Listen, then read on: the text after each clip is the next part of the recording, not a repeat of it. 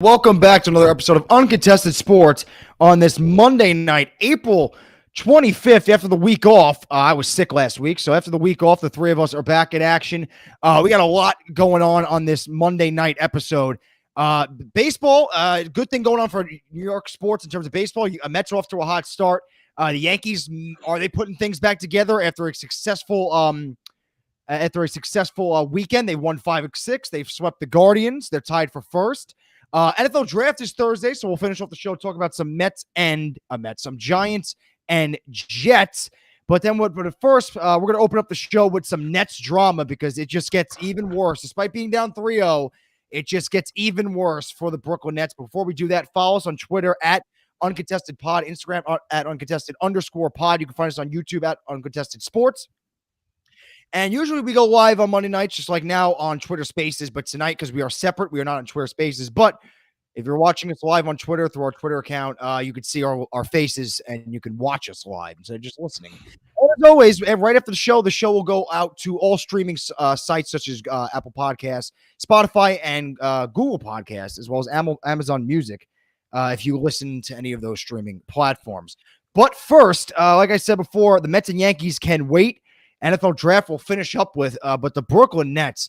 So just a disastrous season. It's disastrous despite getting 7th place. The Kyrie drama, the James Harden drama, he gets traded. Here comes Ben Simmons. Can't play right away because of God knows what, apparent back injuries. And now, first round of the playoffs after a good showing in the play-in rounds, getting just absolutely outclassed to it by a superior, more well-coached, a superior, well-played team in the Boston Celtics. They're down 3-0. Game 4 tonight. It's happening right now as I speak. And then the cherry on top of terrible coaching from Steve Nash, Kyrie and Kevin Durant not showing up is now Ben Simmons, which we thought was going to show up for Game 4. He's out with the back injury.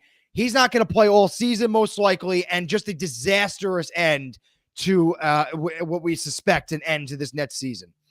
Yeah, I mean, this Nets team has been as dramatic as it possibly could get over the course of the year. And a large part of that is brought onto themselves, them putting all of their eggs in one basket and acquiring, some of the biggest names in the NBA, right? The Ben Simmons saga has been extremely long and exhausting, and I can't imagine how it is for the players that are involved and around that every single day. I think when talking about Ben Simmons and his reluctancy or his inability to play basketball, when we talk about that, I think it's important to kind of understand the timeline, right? So let me just break it down real quick and then we'll go into it. So about a year ago, if you remember, the 76ers completely collapsed in the second round of the playoffs to the Atlanta Hawks. They lost in Game 7. And Ben Simmons struggled mightily in that series. All of his numbers dipped, particularly in the fourth quarter, almost to the point where he was refusing to take shots, passing up wide open layups or dunks in favor of kicking it out to somebody else. So it started to deteriorate there, and he shouldered the blame for that loss. And then fast forward to the beginning of this year, Ben Simmons said essentially that he doesn't want to put on a Philadelphia uniform ever again. He does not want to play for the team. He eventually reported to camp and ultimately really never played for them this season, in large part because he refused to participate in drills. He got kicked out of practice from head coach Doc Rivers. He was on his phone. He was disengaged. And so the team started to fine him money every game that he missed. He eventually cited mental health issues for being the reason why he couldn't be on the floor, which is always a tricky thing to deal with because, as an organization, you can't look at a guy and say, you are mentally healthy to play. It just doesn't work like that. Same thing happens with injuries. You can't look at a guy and say, you are not injured. You are being put on the floor. And that's part of the reason why this is so muddy, right? So after refusing to play for Philadelphia, he gets traded to Brooklyn, and it's kind of the same thing, right? I mean, if you've been following this story, he's been ramping up his workouts over the last few weeks, and he has been progressively getting better. That was until yesterday morning or this morning when he woke up and he said, hey, look, I'm sore. I can't play. I think it's important to note that there's a difference between being injured and being hurt, or being sore, right? At this stage in the game in the NBA playoffs, every single person on the floor is somewhat hurt, somewhat sore. And I think the biggest issue is that he does not have the fire and the desire, and he's not pushing back to play when his team is down 3-0. I mean, they are in as desperate a situation as you can imagine. And if you've been ramping up your workouts and everything mentally seems to be okay from what we know, you should be out there supporting your team, even if it's just 15 minutes. That's the way that I look at it. I saw today from Woj that it was physical as well as mental hurdles that he has to pass to play. Like he says he has to get over to play. That's what he was like talking to the Nets about today or something. But I fully agree. It's a weird scenario to see a guy that really hasn't played at all this season, and for him to still get through some soreness. Is it just soreness of him just not used to playing basketball at all this year because he hasn't? Like what? Like no, it's soreness. It's quote unquote soreness because it's the biggest example of a quitter we've ever seen in sports in quite some time. There's no, like Joe said, there's no drive. He doesn't care. The moment he saw his team go down 3-0, and with the way Katie and Kyrie are playing, he's like, yeah, I'm not coming back, because he's a quitter. And Joe mentioned before, we guys battle through everything, thick and thin, in every sport, whether it's a contact sport or not. Guys go through hurdles mentally and physically, body parts falling off, mentally destroyed after playoff games, and they still keep coming. But this guy saw his team go down 2-0. The two superstars underperforming. The Celtics all over them. And it's like, know what? I'll pass. He quit with the Sixers, and now he's quitting again. And what if they win tonight? Can he go game 5?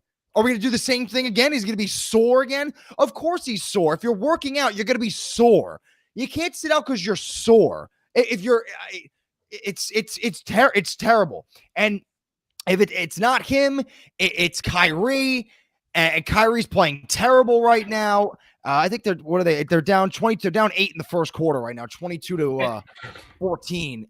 It's just one thing after another with this Nets team, and they have enabled this type of behavior with the way they've let the stars run the team and with the terrible leadership of Steve Nash. And that's a great point, right? Because Kyrie Irving came out in the post-game presser after their loss in Game 3 to go down 3-0, and he essentially made excuses for why they were playing the way that they were. And those excuses were, hey, look, we have not had the time to gel like many other teams have. Well, Kyrie, look, you guys know I am somewhat of a Kyrie fan, but he makes it very difficult to be that, because you're coming out and you're saying that, look, we haven't had the time to develop chemistry. Well, Kyrie, you are the biggest, if not the reason why your team has not been able to build chemistry.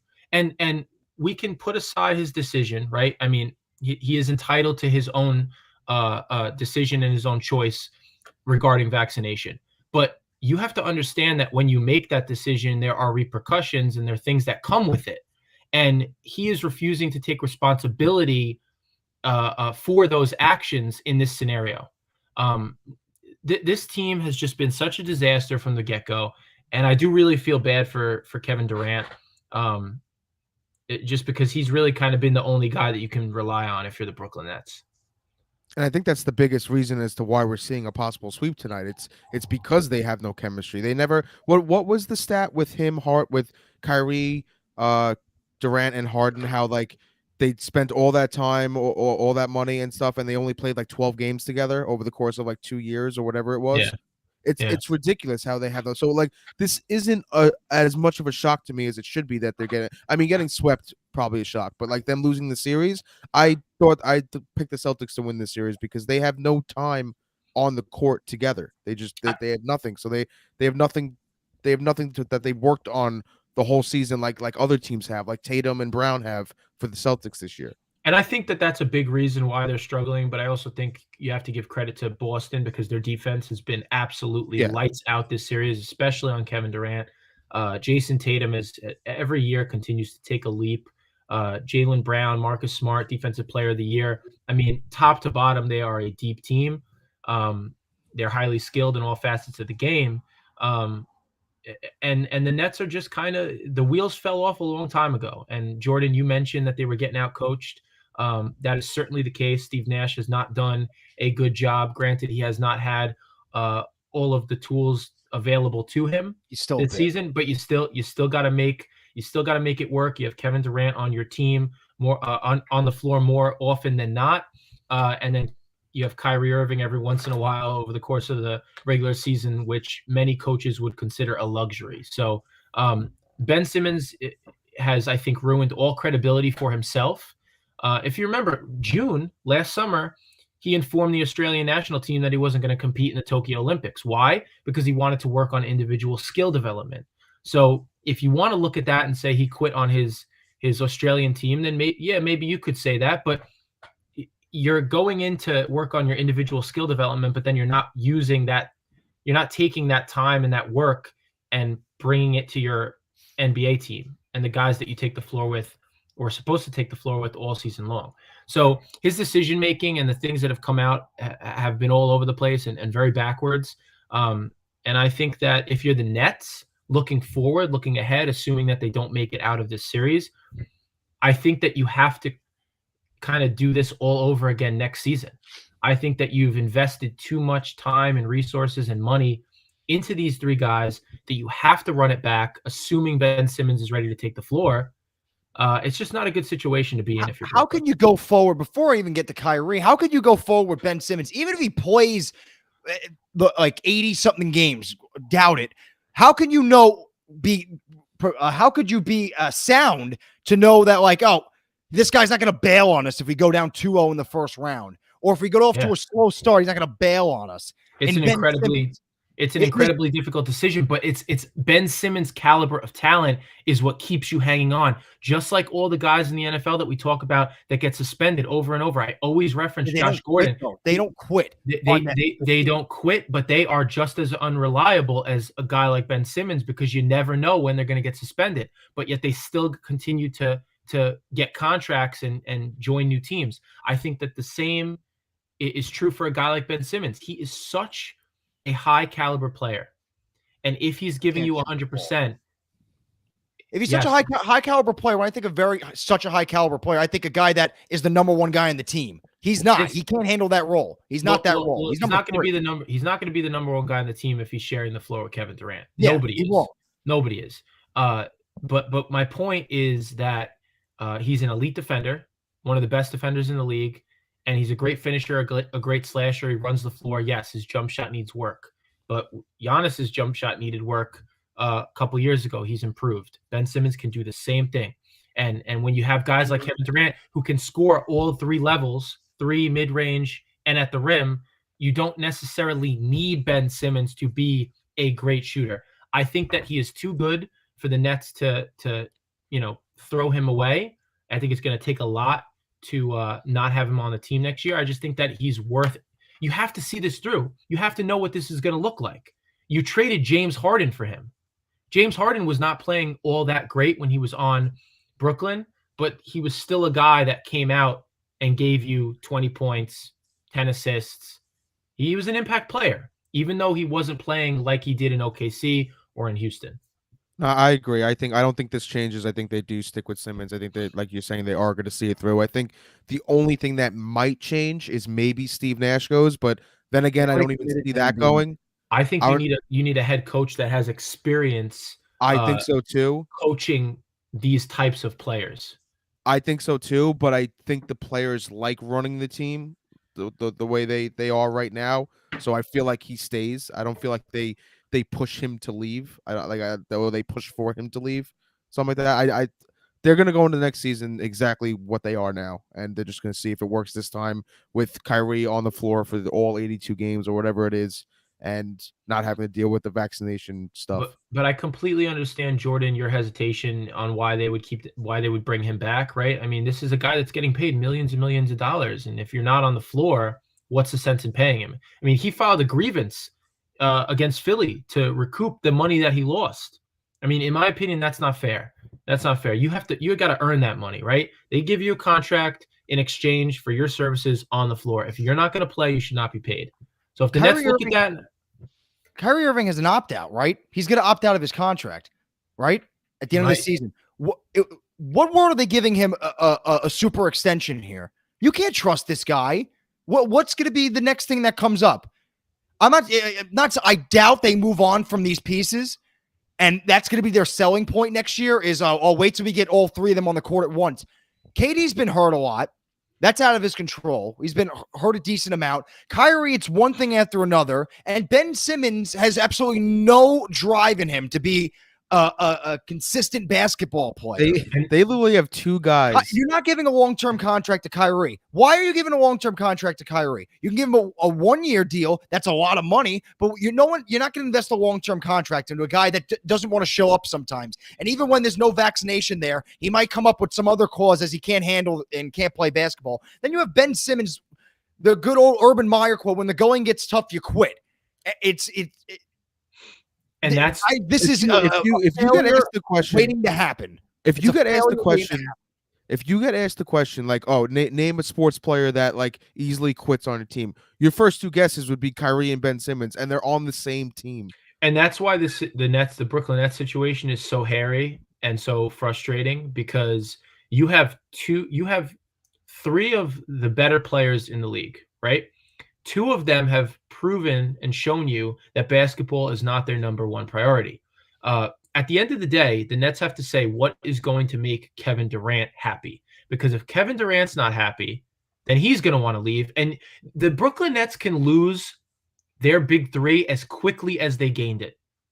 It's unbelievable how quickly I could see this falling apart. All three of these guys could be gone within 2 years.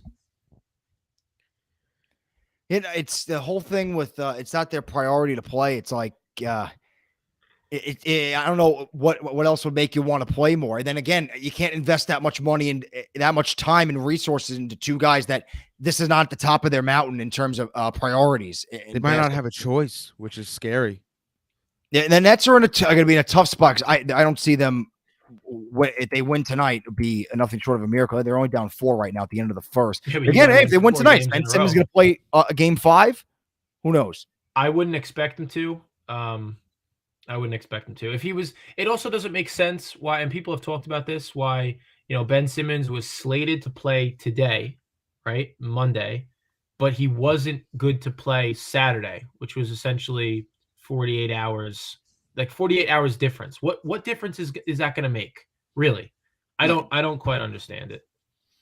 Yeah, it's the fact that hey, we're down 3-0 and he sees these two struggling against Boston. Well, a much better team, much better coach team. Why would I play? We heard it today. It's a huge gray area. They said, quote, physical and mental hurdles. There's nothing to pinpoint why he's not on. They're just leaving it open for interpretation. Yeah, everyone's got it's lipstick on a pig with the physical mental hurdles. Everyone. It's also very curious. I'm very curious to know exactly what the Brooklyn Nets knew before making this trade, right? Because they put themselves in an even worse position than when they had Harden, who was lackadaisical on the court night in and night out and didn't really seem to want to be there anyway. So, I mean, you would have been better off in your previous situation. I mean, did you know about his back? Did you know that he still wasn't mentally ready to play, Ben Simmons? So many questions. Mm-hmm.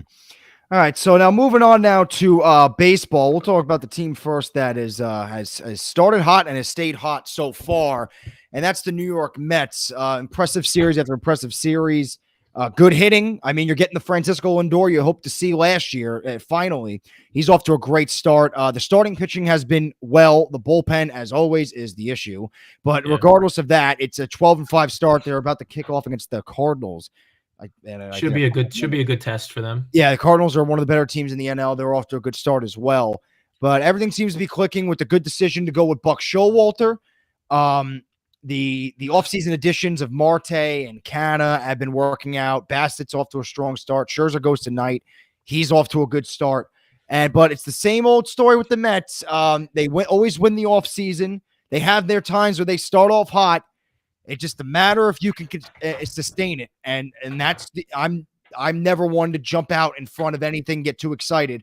But I know Ringle, you always won with me on this one. It's just a matter of specifically with the Mets. Don't get too excited because you never know what's going to happen, and it's about sustaining this start. No, definitely. What did your dad say to us the last show that we did? He said that we're cautiously optimistic. He loves how we're I'm still in that. I'm still in that same exact boat. Like, yes, they won the first 5 series of the season. It's a great start, but we've seen this before. We've seen them start 11-1 and in April and like great records and all that. Yes, it has a little bit of a different feel this year, and it's even better that they're doing this without Jacob deGrom, which is insane. But I'm still I'm so scarred as a Met and a Jet fan, or we'll throw them into that. Like I'm still being cautiously optimistic. Like I still love the additions of Escobar, Starling Marte's great, and Kana. They've all been great to start, and they're all like actual MLB players. Like they're all guys that have had success in this league on other teams. It's not like you're getting guys where the Jason Bay, where it's like a one hit wonder, and he comes here and he just bottoms out and falls out. And now, like you mentioned, Lindor, he's being exactly the 10-year, 300 whatever million contract guy that we paid him to be. And it's great that he's off to that start. But again, he needs to stay that way for the better part of the whole season. So I'm very happy with the Mets right now, and I just hope it continues. Yeah, I mean, you want to see this continue. Obviously, I think I'll start to feel comfortable if we're continuing to play this way in like June, right? Yeah.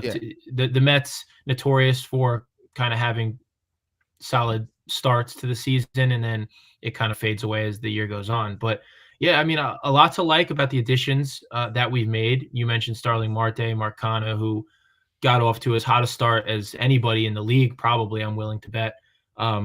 What I like about this team is that we're not overly reliant on the long ball. We get a lot of little hits, walks, long at bats, grinded out type baseball. We're active on the bases, especially with Marte. I mean, we didn't have any speed in the last couple of years, so that's a nice change of pace. It's always good to see a walk or a base hit, stolen base, guy drives him in. That type of baseball is beautiful baseball, in my opinion.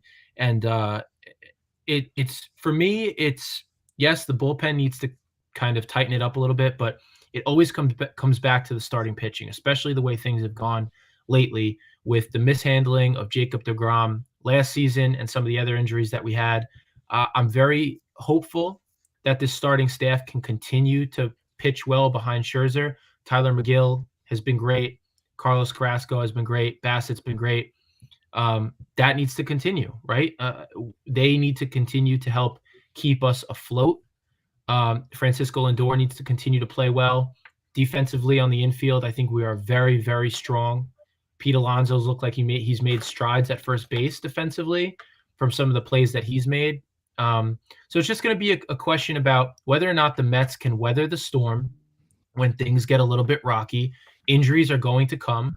I'll knock on wood as I say this, but I think we've been pretty lucky so far with the way things have gone. And it's really just continuing to do what we do. And Buck Showalter's been great. Who's your second baseman right now? Who's going to be the guy at second base going forward? Because Cano's not doing too hot. Yeah. Can McNeil be a consistent second baseman, or is he somewhere else in the infield?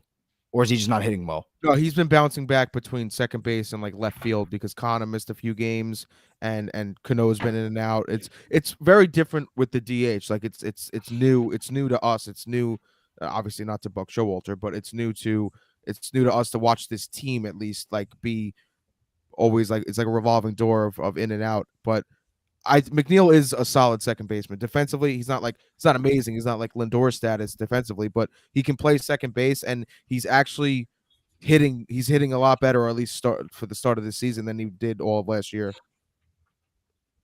I think he's kind of back to that leadoff guy that we saw a couple seasons prior. Hopefully I think McNeil and Lindor have been two of the biggest bright spots for this team. We mentioned Lindor did not get off to a good start last season. He picked it up a little bit in the second half of the year, but it wasn't enough to kind of make the season, I think, an overall success for a guy getting that type of contract. He looks like he's out there playing much more freely, doing what we expected him to do. And McNeil, same thing, playing like 2019 McNeil. I think those are our two driving factors to our success this season. It's just a matter of if the Mets can hold on. We've seen this from the Mets many times before, the hot starts or the great rosters, and then they flounder or whatever, or it's injuries. Can they hold this out? And while deGrom is out, we don't know how much longer he's going to be on the shelf. The bullpen, again, I don't trust it as far as I can throw it for years. It has been their Achilles heel that has held them back for so long. Also, the hitting at times has not been consistent, but right now it looks very good. So it just the one thing with the Mets, great start. Just we have never seen them hold on to this start, though. Yeah. I agree. Bullpen definitely is the weakest part of this team out of the three aspects, and if they are consistent by July and August, I would hope that that's what they're looking for at the trade deadline, kind of similar to what the Nationals did a few seasons ago, where they added like 3 bullpen guys and they won the World Series that year. So hopefully that's the case. But and batting too, the bats have fallen off in years past, but this is a totally new lineup with Marte, Kana, and Eduardo Escobar being added, and now with Lindor basically being added because he really wasn't much of Lindor last year. So again, all that has to stick. That's the other half of it, but right now it's looking pretty good.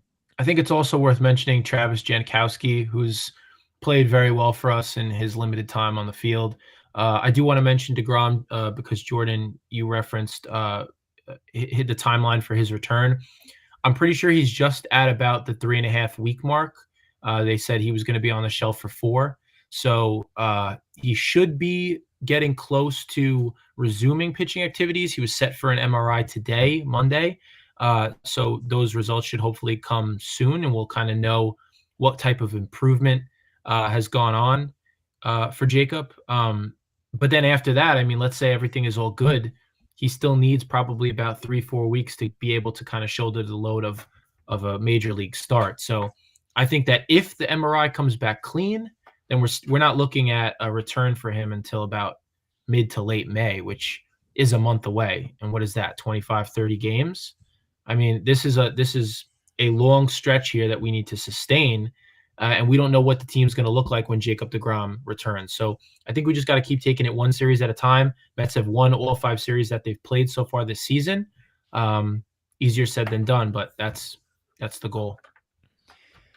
Yeah, so and then also Mets off to a great start. The division's not. Everyone's under 500, especially that the defending champions, the Braves, are 7-10. So thing on the up and up right now for the Mets is, so if they have a tough series here, does it kill them? No, because I mean, look at the rest of the division. The best team, the team behind them is 4 games back. The 7-8 Marlins, which I don't think you have to worry about the Marlins going forward. Hey, the whole division started off slow last year, and then it was the Braves.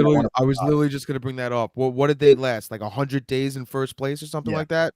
And then like it was weird that like last year was like no, it doesn't get remembered that way, but it was like kind of like a collapse season, even though they weren't really like that dominantly in first. Mm-hmm. It was weird year last year. And it's just the last note on the Mets, and then we can move on. The Mets, after this series against St. Louis, they play a ton of series against their division. We got the Phillies, we got the Braves, we got the Phillies again, and we got the Nationals. So it's going to be a very interesting month without Jacob deGrom and against all these teams. It'll be a good chance if these teams are actually that bad from their starts this season. Hopefully, we beat up on them and gain a little more separation. You never know. I know. So now on to the Yankees, which had a lot of people shaking their heads. It was same old, same old. We are seeing the same problems carrying over from the past couple of years. Their inability to hit, their reliance on the long ball, their games when they just no-showed, inabilities to close out series. And that was carrying into this weekend series against the Guardians. Even though they were coming off a series on the road when they took 2 or 3 against the Tigers, they were coming off a terrible loss of a series against Baltimore where they no-showed a lot of games and just couldn't hit. The Tiger series was just like they won the first 2, but it was like it was the same themes. And then the last game of the series was another theme where they were inability to close out and go for a sweep, and they would just no-show the 3rd game or the 4th game, and they would lose. Then they go home against the Guardians team that was like one of the few teams in the league that was actually like tearing the cover off the ball. And they held that offense in check. 1 run, 4 runs, and 2 runs for the Guardians. The Yankees sweep them, and we started to see things that were not the same old. Like the same old, inability to close out series, no showing games, lethargic showings, inability to hit with runners on base, inability to score other than the home run ball. It was a different look this past weekend. The pitching, which has been fantastic since last year and in this year, finally got some reassurance. Put up 4 runs, 5 runs, and then a 10 spot. And that 5th run game was a walk-off hit. So a little bit of optimism as the Yankees are tied for first with the Blue Jays at 10-6. Garrett Cole finally broke out of the schneid, had a great showing yesterday. I think he went 7 innings, was dominant against a Guardian lineup that was just, again, 6 2/3, 4 hits, 1 walk, 9 strikeouts. Against a Guardian team that was really dominant offensively. The pitching's been fantastic. Nestor Cortez has been out of control. Severino looks like he's looked very sharp after all of his injury time missed. And then the Yankees have a chance to really show that is this a flash in the pan, or are the Yankees turning the page here? Because now they're still home, 3-game set against the Orioles, the team that they haven't been able to put away, the team that they laid an egg against in Baltimore a couple of weeks ago, or early last week. No, a couple of weeks ago, actually. They have a chance to really show a lot of people and prove that this is not the same old where it's like, oh, here we go again. Put away the Orioles this week. At home, 3-game, hit them and sweep them. The Orioles are like the 100 loss team that the Yankees just can never beat. You got to beat the bad teams in the division. And the Orioles have been a team that for I think since 2018 to 19, the Yankees beat up on. And then 2020 hit and something happened. And the Orioles just been a thorn in their side. And it carried in this season. And now after a great showing against the Guardians, you've won 5 of 6. You're tied for first. Now it's time to get the ball rolling here. Judge is hitting the ball well. Rizzo's hitting the ball well. Gallo has been a disaster, but had a good game the other day.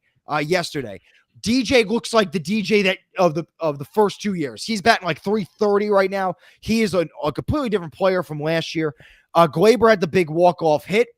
Kiner Falefa, which Yankee fans wanted out the door after 2 weeks, has been fantastic. Stanton's dipped off though. You'd like to see Gallo actually be consistent. You'd like to see Stanton pick it back up a bit, but we're not going to kill Stanton. And Glaber turned a lot of heads after his performance this past weekend. Donaldson's struggling, but all in all, a real recovery by the Yankees after it looked like doom and gloom, and it looked like here we go again with this same Yankee team since 2018.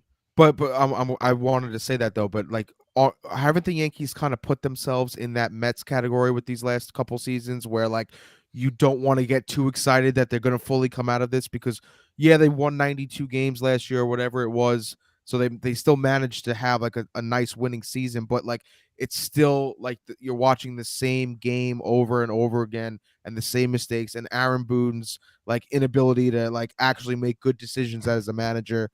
Do you feel confident that like right now, get out of this? Right now, I'm just happy they did what they did this past weekend. But you got to prove it consistently, and this is a great opportunity to do that. And finally taking care of the Orioles, we'll know immediately within that first game. It will take like 3 innings for us, the fans, to figure out like if this is like, all right, we're getting the ball rolling, or it's like, here we go again, back to not hitting the Orioles, back to being in dogfights. Because that Baltimore series that they lost 2 or 3 a couple weeks ago, the Orioles didn't beat the Yankees. The Yankees beat the Yankees. Yankees couldn't do anything that weekend. The pitching's been phenomenal, but the hitting was just like, oh my God. And that's been the case for a while now, is inability to hit runners in scoring position, inability to get the big hits, and they were getting all of that and more this past weekend. So now they got to prove it.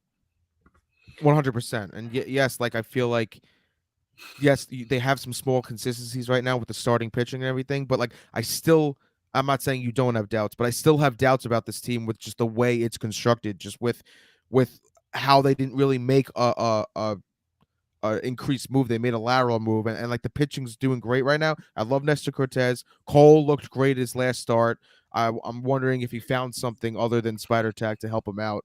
Joking there, but just Luis Severino, he's still coming back off of a lot of time off, and I don't think you still know who he is yet, how consistent he can be. And same thing with like Tyon and Montgomery. They've always been very up and down pitchers. So like as nice it is to see right now that they found a little consistency, it could flip-flop the other way because I'm just not confident in them right now. They have to really prove it to me. Like they need to sweep the Orioles right now. The Orioles are a bad team. I'd be, as a Yankee fan, if I was a Yankee fan, I'd be fine with 2 out of 3, but like I want to see a sweep. You want to see that sweep to get to really Yeah. feel confident that all right, maybe we're moving in a different path instead of this Yeah. old nonsense where it's just banging your head against the wall. Mhm. This is a perfect opportunity right in front of them to really get the ball rolling here and to change a narrative. I also think you really need to make sure that Garrett Cole starts to pitch a little bit more consistently. I mean, he needs to be the staple starter for you guys, the guy that you can kind of count on every time he takes the mound. He has very little control of the baseball this season. I know he pitched better in his more recent start, but he's doubled his walk percentage or the amount of balls that he throws compared to last year. So we can joke about the spider tack all we want, but it's a real thing, his struggles. And I think that if you really want this team to be as successful as you'd hope them to be this year, he needs to be much, much better. Oh yeah, 100%. But it was a breath of fresh air yesterday against Cleveland. That thank God all is right in the world for now because with the wild card game and the way he started, it was like, oh my God, we're paying this guy this much money and this is what's happening. We're seeing a collapse. But thank God everything smoothed over yesterday against Cleveland. He pitched fantastic. Everyone else, it's just, a matter if they can keep this up. I have confidence the bullpen can because the bullpen has been the staple of this team for a long time. A lot of good things have come out of the bullpen. So that's not what I'm worried about. What I'm worried about, though, is you don't want to exhaust that bullpen. You don't want to keep going to them and killing them because you're gonna tax them for way too long. As the season goes on, I think you're gonna see a lot more pitchers throughout the league get more length out of their starters because, I mean, you had the shortened spring training. You kind of rushed into everything. So, I mean, the pitchers, for the most part, maybe you take with a grain of salt because everyone was coming in, rushed, quick spring training, like I said. But a bullpen I'm confident with. The bats, I want to see consistency out of. We finally saw that this past weekend against Cleveland. And the starting pitching has been very, very great for the Yankees. Yeah, you just need to see if you're a Yankee fan, you just need to see consistency. That was great this past weekend. You're on a great roll right now. You're tied for first. I think you're tied for the best record in the AL right now. But much better last year. What were they like? What was their record just in April? They had a terrible like April, May, right? Or like May, they like kind of came out of it for a little bit, but then sank right back down, something like that. It was like 5-11 they started. It was something horrible, I think. I'm on there. And I think May they kind of went on a little run, and then they just sunk right back down June and even July probably. Yeah, they were 9-13. To end April, they were 12-14. At one point, they were 9-13, and another point they were 5-10. Yeah. So I mean, this is fantastic. Compared to what they started last year. True. And they started off May. They won 4 in a row that last year to get over 500. But yeah, last year there were times where we had these moments last year with the Yankees where it was like, okay, here we go. We're getting on a little win streak. We're hitting the ball well. Things are clicking. This is the Yankee team we've been expecting to see. Exactly. And then it goes right back to the same old, not able to hit with runners in scoring position, relying on the home run ball, lethargic performances, inability to close out series. So again, big opportunity come up for the Yankees to show this is not just a flash in the pan. It's not like last year where we get hot and go back to our old ways. Sweep the Orioles. That's what's expected. Before we move on to the fan debacle, was it yesterday? I want to go back to Cole real quick. Did we see? I don't believe this yet, or if it's true or anything. But did you see how people were calling out Cole that he kept rubbing something on his pants as if that was a spider tack thing to help him get a grip on the ball?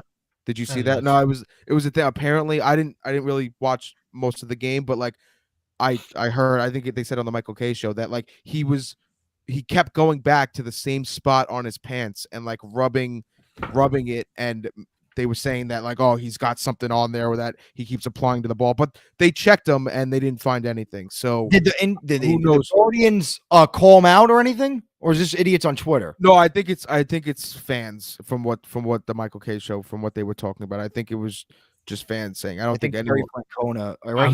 I see the video. Right, he's the manager of the Guardians now, right? Yeah, I think he would have. I mean, he's a veteran manager. I think they checked him. He would have said something, and they checked. Yeah, they checked him.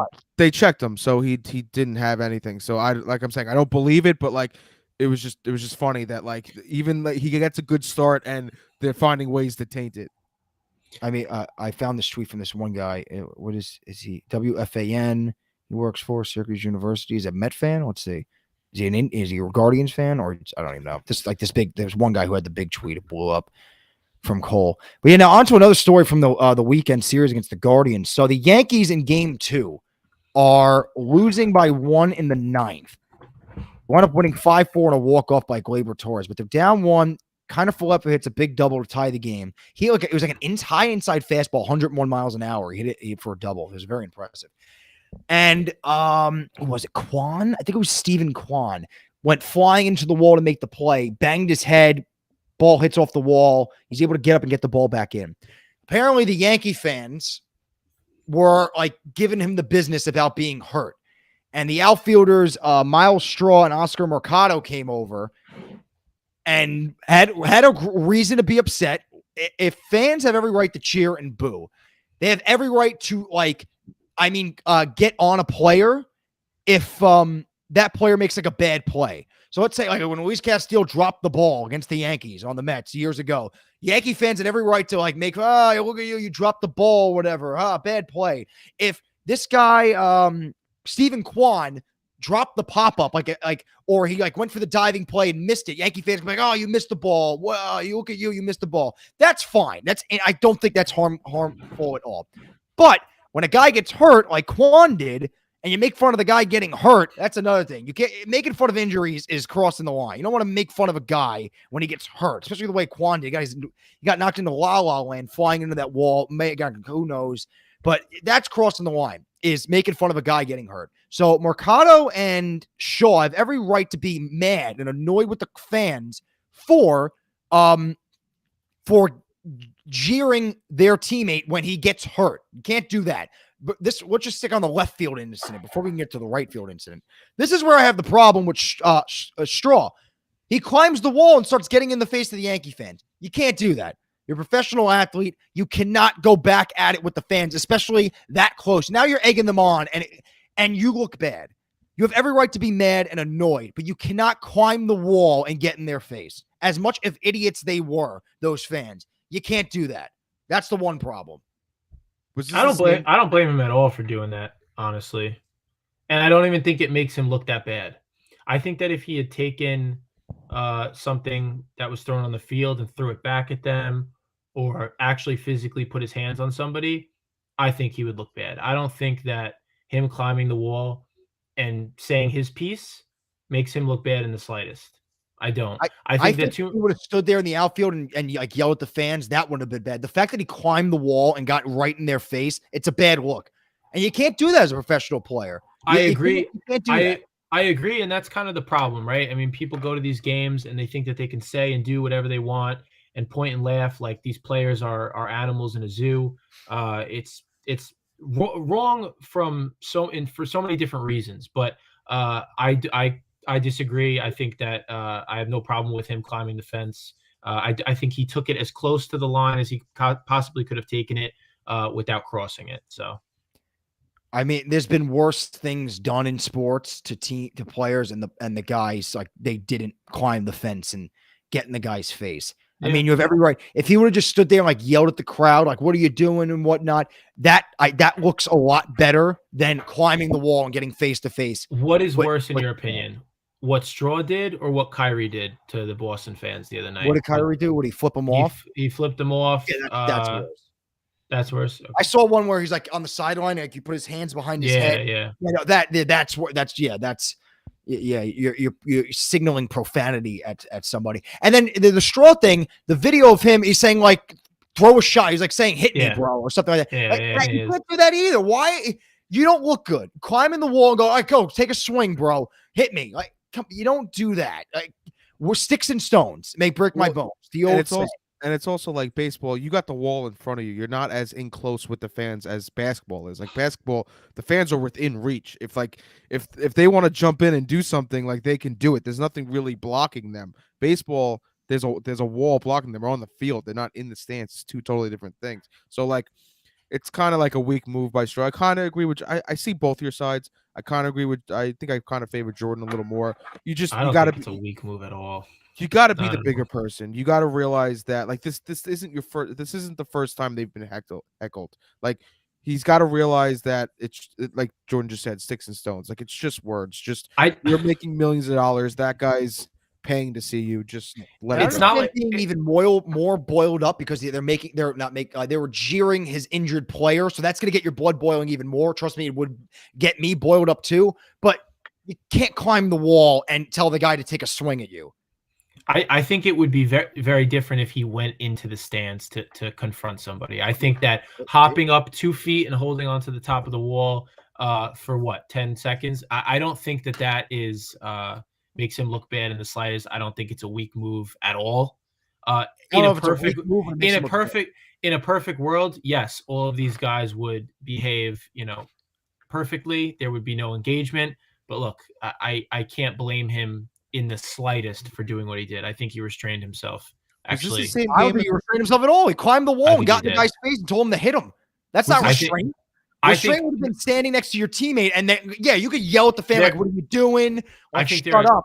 Oh, I I've think there seen are players do different that all the levels of time. restraint. I think there are different levels of restraint. Yes, in a perfect world, ideally, if you're a manager, maybe you want him to restrain himself even further and not engage in the slightest. But I think that just given the circumstances, there's still restraint shown. That's why I said I feel like he went up to the line without crossing it.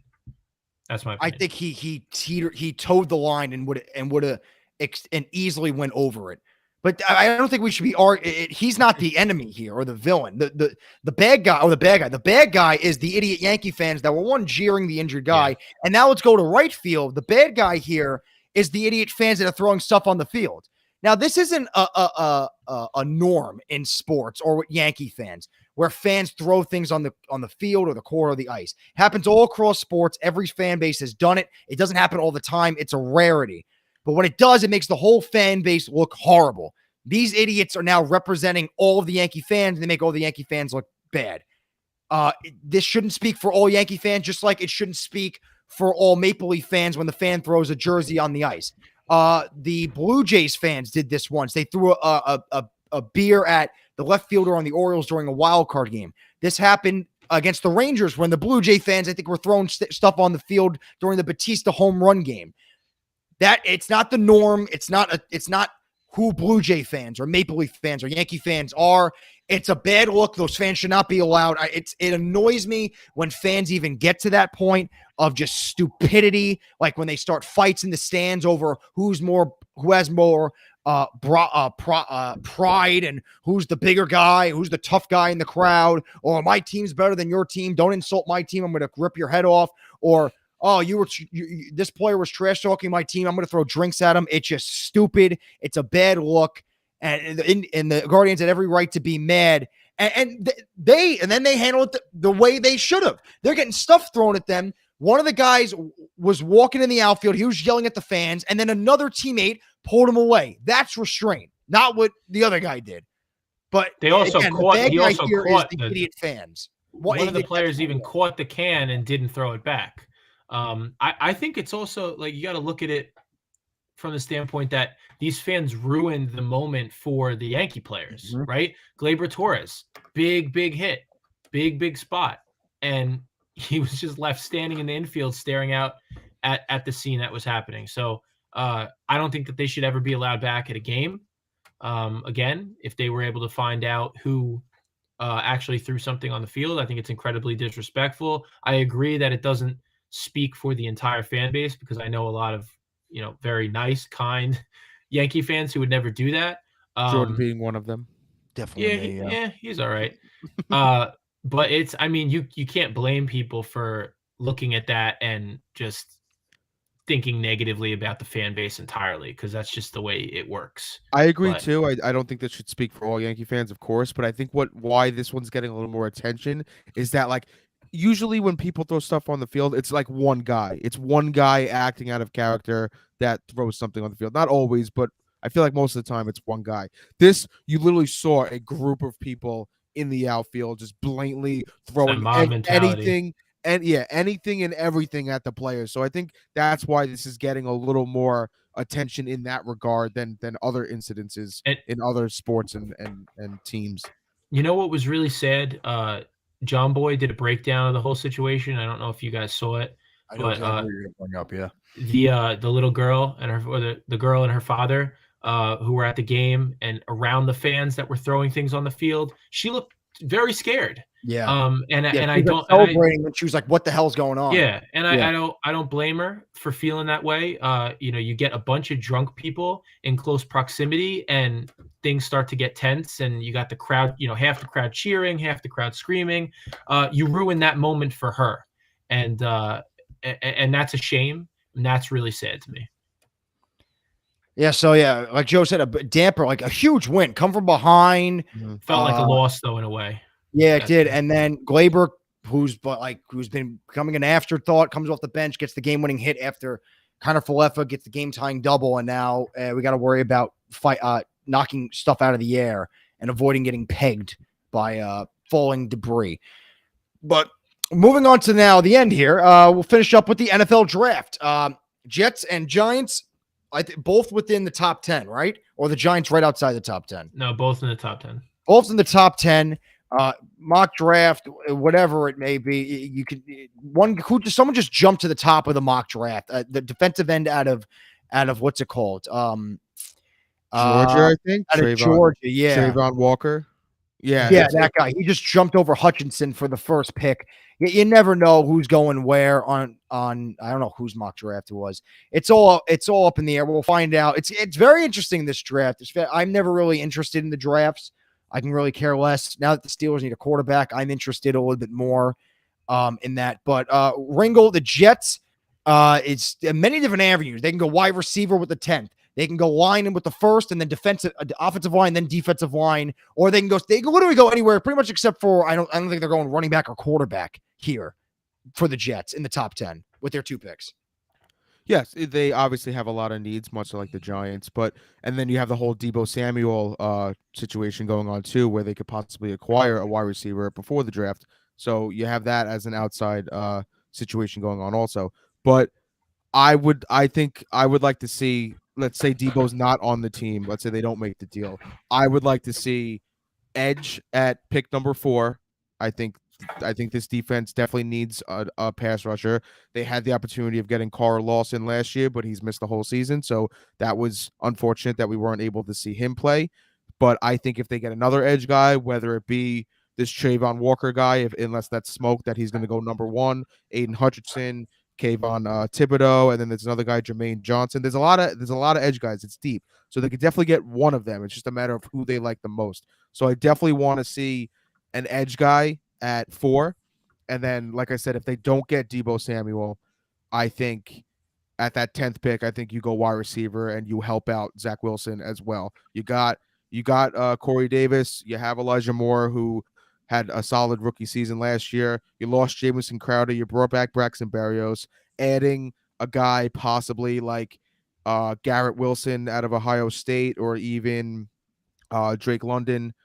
They seem like the top 2. There's another guy, Jameson Williams, out of Alabama. That's the guy coming off injury, right? Yes, he's got some injury concerns. So like I could take it or leave it with there, because you never want to, in injury. Chris Olave is also Chris Olave is another guy. Yeah, he's above any of the guys you mentioned. Exactly. Yeah. So, but I think edge and wide receiver, I think those are 2 key positions to add in the first 10 picks if they're holding on to 10. I agree that one of your top 2 picks should be direct help for Zach Wilson. Yeah. So I like the wide receiver pick. If you don't get Deebo, obviously I think Deebo is after Tyreek. After you guys whiffed on Tyreek, I think Deebo is the next best thing. But if you don't get him, then I completely agree. That wide receiver is a great way to go. The Jets and Giants are kind of in similar situations, though, where they need so many different holes patched that and having 2 picks in the top 10 for each team, it's like I feel like you can't really go entirely wrong, because you're going to be addressing a concern no matter what. But obviously there are more, I guess there are better ways to go. Yeah, and if the Jets don't go, let's say they get Deebo and they keep the 10th pick, that's not in the deal for Deebo Samuel.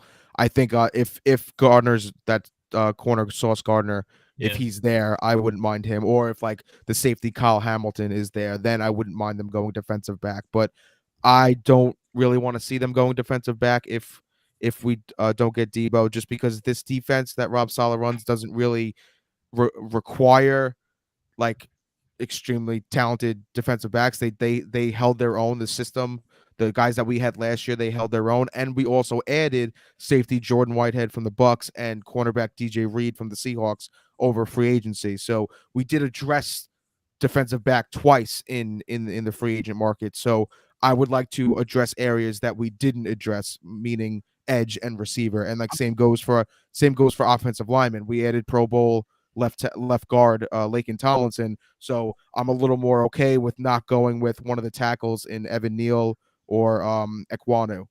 With I've one of seen a those lot of big two. mock drafts that have the Jets taking Sauce Gardner, Ahmed Sauce Gardner. I know. It's this week's so tough to judge because there's so many smoke screens that go out. Like we're already starting to see it. Trayvon Walker, it's been Aiden Hutchinson this whole time that he's the edge guy coming out of Michigan, that he's clearly the best. He's like JJ Watt level. And then now this week we see Trayvon Walker could go number 1. So it's like it's crazy. And I think I saw it from Connor Hughes. He's a Jets beat reporter. He said that the Jets value Jermaine Johnson over Kayvon Thibodeau heading into this draft. That was literally tweeted hours ago. Is it a smoke screen? Is it a smoke screen? Is it legit? We'll never know. So this is the part of the draft where it's like it's a crapshoot. So we'll see what happens.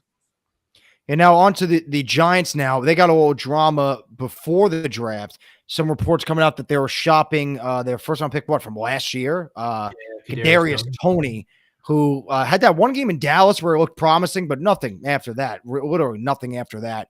So now, Joe, looking to shop their first round pick from last year. And I mean, it just another miss there for the Giants in the draft. Do you have any, where do you see them possibly going with their 5-7 here? I wouldn't consider Kadarius Toney a miss. He had more than one good game. He was on fire in, I think it was a Cowboy. Did you just mention the Cowboy game? Yeah. Well, if you trade him, it's a miss for the team then. If you want to trade him, it's a miss for the team. I got you. Yeah. Well, new coaching regime, though. New coaching. Yeah, new coaching regime. A lot of new things in place for the Giants. Kadarius Toney, rumored to be on the trade block. He dismissed those rumors himself. He did report to training camp, so we'll wait and see how that situation kind of unfolds. But like I mentioned earlier, the Giants in a very similar spot to the Jets. A lot of holes to fill, although many would consider the Giants a couple of steps behind the Jets, just because our tear down hasn't happened yet, and the Jets has. Zach Wilson obviously leading the new regime over for the Jets. For me, it's pretty simple, right? I mean, having 2 picks in the top 10 is incredible. It's a prime opportunity to improve. It's not going to be an overnight fix, but it's something that you cannot mess up. And I think that the way you don't mess this up is by sticking to positions within the trenches, right? I would be completely fine if the Giants took 2 offensive linemen, just to kind of give Daniel Jones, and we talk about this all the time, even more opportunity and even more of a chance to be successful. He's in his 4th season with his 3rd head coach in his 3rd offense. We need some stability. We need some consistency. So if we're looking at offensive guys, we could look at Charles Cross. We could look at Evan Neal. Those are guys I'd be happy to take. I don't want to take a safety. I don't want to take a cornerback. I think it's got to be offensive tackle or edge rusher, which could be Kayvon Thibodeau because he's been slipping in drafts. He was originally supposed to go, I think, Ringle in the top 4, top 3? I'm at 1. Yeah, it was like he a while ago, right? He was at 1. Like over the course of this whole year, he's been as high as 1. He's been dropping like out of the top 10. It's crazy. Yeah, so I would be okay with him, but I think that at the very least we should draft 1 offensive lineman, and I guess I would prefer it to be Evan Neal. I agree with that too. I think that that guy Ekwonu is supposed to be just as good, if not better, or one of the best players too. I've seen him in a couple. He's been going way too early in the mocks that I've seen. I see him going 3 to Houston. I saw him go 4. And Giants obviously have picks 5 and 7. So Yeah. You're saying more Yes. realistic that Neal falls to you. yeah, I think so too. I think the Giants should go offensive line. The only reason why I'm saying the Jets shouldn't go is because they addressed it in free agency. So I do think that makes that's smart for the Giants. They need to protect Daniel Jones. That they're bringing him on for a 4th season. So you got to do everything you can. And he kind of has some weapons. I get maybe wide receiver could be an option too, but you're looking to get rid of a weapon right now. So it's kind of like the Giants are just in a weird situation right now on the overall. But I've also been seeing Sauce Gardner going to them early too at 5 or 7. I know I the don't really mocks understand that. are all over the place right now. They're all over the place. Given the fact that we really need to protect the quarterback, I think it would be negligent to draft a guy on the defensive side of the ball in a cornerback. That does not make any sense to me, and I cannot picture myself saying this for a 3rd year in a row. Like if we look back after the season, say, well, Daniel Jones, he didn't have everything that he needed at his disposal. No. Like this is it. We said that last season, and I thought that was going to be the last time, and it should have been the last time. But now he's back. You have no choice but to root for his success, and rooting for his success means rooting for pieces that are going to directly impact his play on the field. And to me, that's offensive line. And you mentioned that maybe they go offensive line both the picks, and that would be kind of like a Jets move. Remember years ago when they went Mangold and DeBrickashaw Ferguson in the 1st round, and they had both. Mangold, right? No, Joe. That's like Mangold. Joe, I don't know. I don't know anything. I just started recently, very closely following the Jets, so I don't know. Joe, Nick Mangold's been retired for years. That was bad. Joe, I don't know. I'm not a Jets fan, but I know Nick Mangold's been retired for years. I don't know. I'm telling you, I don't know. It's fine. I just intently He's owning it. I just intently started following the Jets very closely more recently. All right, but Nick Mangold and DeBrickashaw Ferguson, they got both drafted with, I believe it was their first 2 picks that season in the 1st round, and they were great for 10 years. They were cornerstone pieces on that offensive line for 10 seasons. So if the Giants do something like that, that wouldn't be a bad thing if it turns out the same way. Yeah, they were really useful in the early and mid 2000s, 10 years ago. DeBrickashaw Ferguson and Nick Mangold. And Jonathan Ogden retired too, Joe, the Ravens offensive lineman, who's now in the Hall of Fame. He retired as well. I don't know if you were thinking the Giants. Not even familiar with him. You don't even know. You got to play more Madden, man. You got to know these names. But the fact that I've only done fantasy, and I've only done fantasy football for 2 years, 3 years. You don't know Nick Mangold. There's a lot of players that I'm not familiar with. Did you not even know who he was, Nick Mangold? No, I know who he was. That's why I asked about him. And you didn't know he hasn't been on the team in like 5-7 years because he retired? No. I said it like 20 times. How many more times? Yeah, no, I know you said it 20 times. This is unbelievable. We all have our moments, and Joe, this is your time. That was my honest answer. I did not know. No, it's great that you're owning it. We appreciate it. But it was you want to be Stephen A. Smith and lie and pull something out of my ass? No. I respect it. I'm trying to think of a basketball comparison. It's like saying like the Knicks still have Stephon Marbury. I was just about to say that. Really? Just about to say that. I was just about to say, like, Joe, they could just always go to Marbury off the bench. It's literally like that, Joe. Think about that. I'll let you sit on that. That's how we're going to end it up on this episode of Uncontested Sports, and in a tribute show to Nick Mangold's fantastic career with the Jets. For Joe and Ringle, Joe, and myself, on this Monday night, April 25th. We'll see you all next week. Will the Nets still be around? Who knows? Mets, Yankees got a week ahead of them, so a lot can happen in 7 days. We all know that. But again, for Jordan, Joe, and Ringle, we'll see you next week.